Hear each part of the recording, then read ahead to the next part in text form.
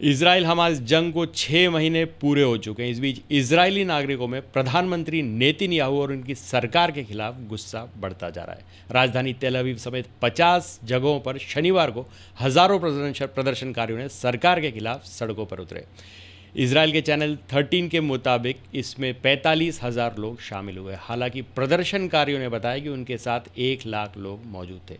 उन्होंने हमास की कैद से इजरायली बंधकों को छुड़ाए जाने और नेतन्याहू के इस्तीफे और देश में जल्द चुनाव होने की मांग की है। उन्होंने इसराइल के national security minister Ben Gvir को भी आतंकवादी बताया।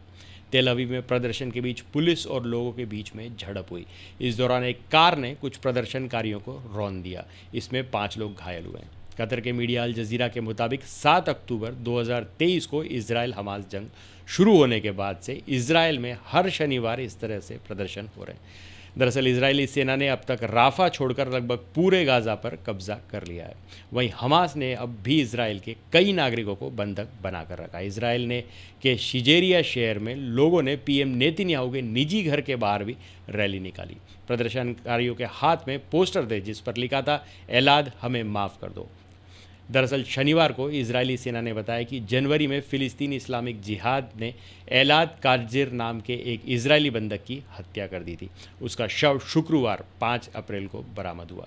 इस प्रदर्शन में उन लोगों के परिजन ने भी हिस्सा लिया जिनके अपनों को हमास ने बंधक बना रखा है। रैली के बीच भाषण में एक वक्ता ने बताया, हमास ने 7 अक्टूबर 2023 को 253 लोगों को बंधक बनाया था। इनमें से करीब 130 इजरायली नागरिक अब भी हमास की कैद में हैं। इसराइल के किब्बुत्ज होलित समुदाय के फाउंडर अनत गिलोर ने कहा है, 7 अक्टूबर को हुए हमले के वक्त हम अपने सेफ रूम में छुपे थे।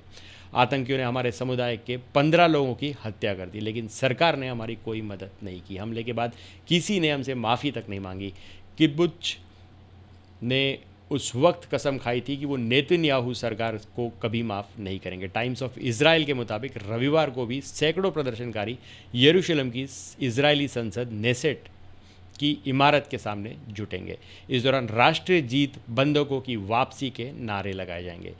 इस दौरान लोगों के यरूशलेम पहुंचने के लिए देश भर में सवारियों का भी अरेंजमेंट किया जा रहा है। हमास ने इसराइल पर 7 अक्टूबर को हमला किया था। उसने इसराइल के खिलाफ अपने ऑपरेशन को अल अक्सा फ्लड नाम दिया था। इसके जवाब में इसराइल की सेना ने हमास के खिलाफ सोर्ड्स ऑफ आयरन ऑपरेशन शुरू किया।